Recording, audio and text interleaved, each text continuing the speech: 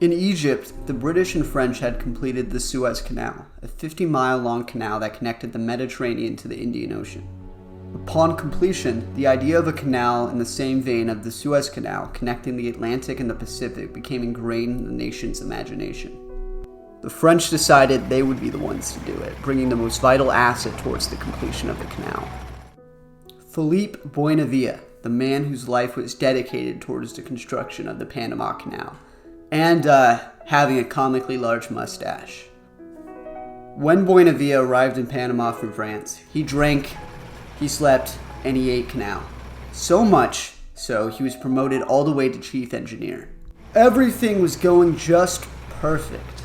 However, the project had its minor issue of malaria. As it turned out, the canal's construction site was the perfect breeding ground for malaria, and it killed. After investors caught wind of the disaster area that was Panama, they pulled out, leaving an unfinished canal and Boinville abandoned. Now, while most would have given up by now, Boinville had other plans. The obvious answer would be the same people who had invested in the Suez Canal, that being the French and British.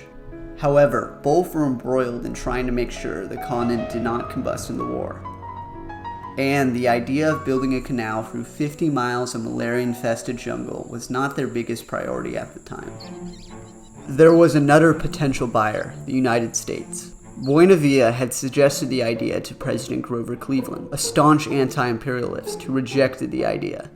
He matched the attitudes of many non-interventionist Americans. However, it would only take one administration to change that. That being the administration of William McKinley.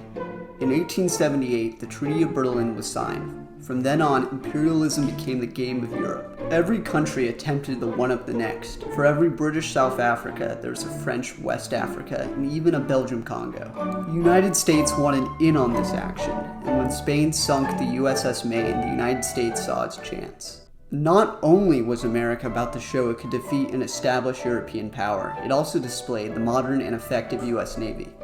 The United States handily defeated Spain, annexing the Philippines and Puerto Rico, as well as other Spanish holdings.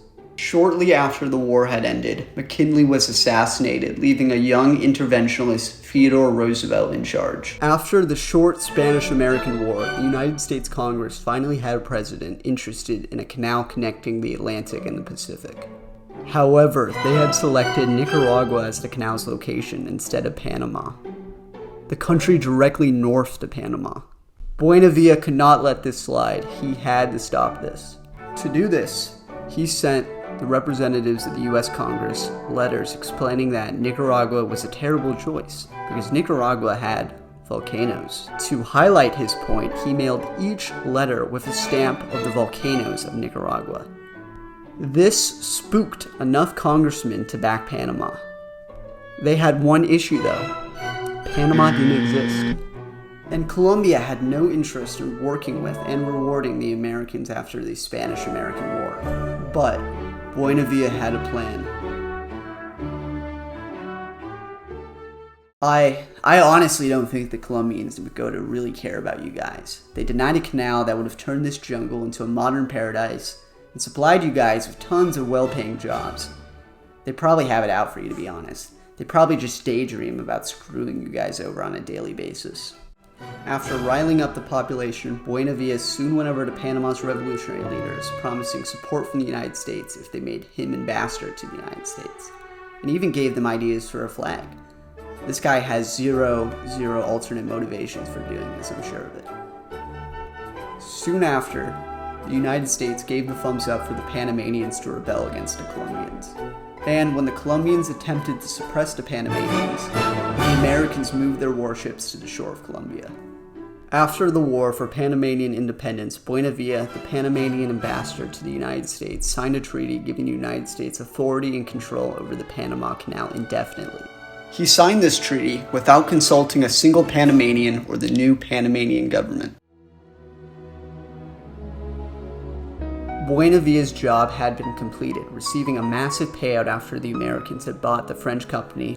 After 10 years of digging and building, the United States had completed the Panama Canal, reducing travel time, increasing trade, and connecting sea to shining sea.